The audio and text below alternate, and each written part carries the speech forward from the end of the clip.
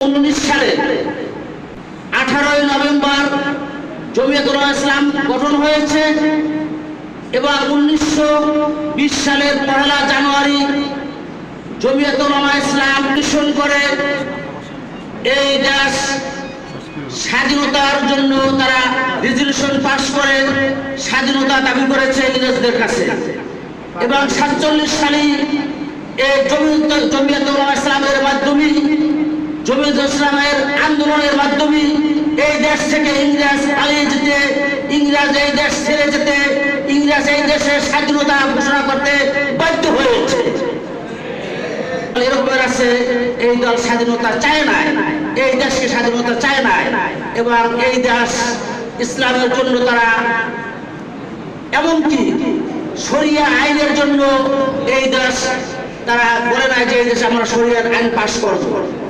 এই দেশে একটা দল আছে তারা ইসলাম ইসলাম বলে ইসলামী হুকুমত বলে এই দেশে আমরা ইসলাম করব কায়েম করব সব করব, কিন্তু তারা যখন দেখছে ইসলামে তারা দ্বার প্রান্তে চলে যাবে তখনই তারা আমেরিকার ছায়াতলে গিয়ে তারা বলছে আমরা যদি ক্ষমতায় যাই তাহলে আমরা এই দেশে আর ইসলামী হুকুমত অর্থাৎ শরিয়া আইন পাশ করব না। স্বাগতবাদ ইসমতুল আম্বিয়া এবং আদালতে সাহাবা এই দুইটা মত যদি আমরা না মানি তাহলে এই দুইটা মতবাদ যদি আমরা অস্বীকার করি তাহলে আমাদের ঈমানের ভিতরে ত্রুটি আসবে না। অতএব এই দুইটা মতবাদ অবশ্যই আমাদের মানতে হবে। এই 2026 ও 2027 সেশনের দায়িত্ব আদায় করবেন সভাপতি হাফেজ মাওলানা ইমরান হুসাইন,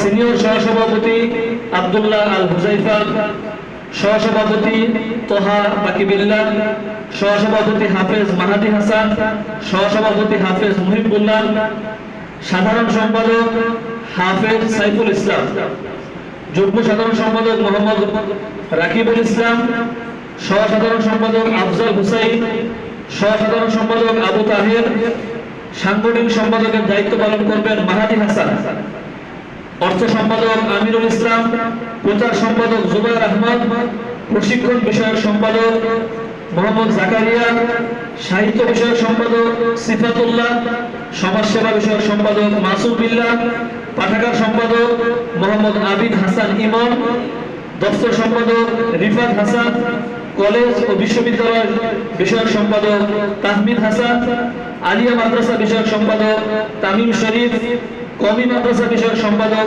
রেজাউল করিম এবং সদস্য পদ দেওয়া হয়েছে মোহাম্মদ ইসমাইল, হাফেজ আবু রায়হান, আরাফাত, ফয়সাল এবং আব্বাস। এই 25 সদস্য বিশিষ্ট কমিটি আগামী 2 বছর পটুয়াখালী জেলা ছাত্র জমিয়তের সার্বিক কার্যক্রম পরিচালনা করবেন। ইংরেজরা এই দেশ থেকে বিতাড়িত হয়েছিল সেই দিবস 15ই আগস্ট। 15ই আগস্টে আমরা ঘোষণা করেছি ভারত থেকে ইংরেজরা এভাবে পাইকারি ঘটিয়েছে। আশা করি ইংরেজের উত্তরসূরিরাও সাম্রাজ্যবাদী এবং আধিপত্যবাদীরাও এই দেশ থেকে পাইকারি ঘটাবে লড়াইয়ের তওবা করে ওলামায়ে কেরামের হাতে বায়াত গ্রহণ করে সত্যিকার মুসলমান হবে। অন্যথায় আমরা রাজপথ ছাড়বো না, ছাড়বো না, ছাড়বো না। আইন এবং নীতি নির্ধারণগুলো দূরীভূত করে আল্লাহর জমিনে আল্লাহর নিজাম প্রতিষ্ঠা করবে, তাহলে ছাত্র সমাজ আল্লাহর জমিনে আল্লাহর নিজাম প্রতিষ্ঠা করেই থাকবে। কোন অপশক্তি নাই তাদেরকে বাধা দেবে। রাজনীতির নামে সন্ত্রাসী কার্যক্রম পরিচালিত হয়, চাঁদাবাজি হয়, জমি দখল হয়, বিভিন্ন অপরাধমূলক কর্মকাণ্ড রাজনীতির মাধ্যমে রাজনীতির নামে পরিচালিত হয়, যার কারণে মানুষ রাজনীতির নাম শুনলে ভয় পায়। আর যদি শুনে ছাত্র রাজনীতি তাহলে তাদের মনে ভীতির এবং ঘৃণার সঞ্চার হয়, কারণ সকল পর্যায়ের রাজনীতির বলি হয় ছাত্র রাজনীতির দায়িত্বশীলরা। সকল সন্ত্রাসী কার্যক্রমগুলো পরিচালনা করা হয় ছাত্র রাজনীতির দায়িত্বশীলদের মাধ্যমে।